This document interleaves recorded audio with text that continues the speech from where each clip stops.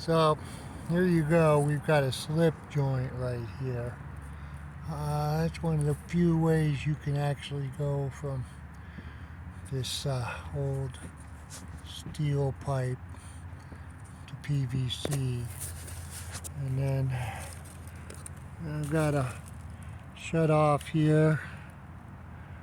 And there it goes. So they stole all the piping underneath the house a long time ago.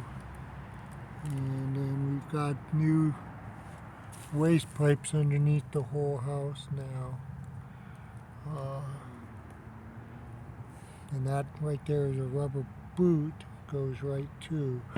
But like I said, when you're going from the old steel there to PVC, right there, that is about the best union. They make these unions out of PVC, but if you're going from the steel, I definitely recommend using the steel one when you're going to do that.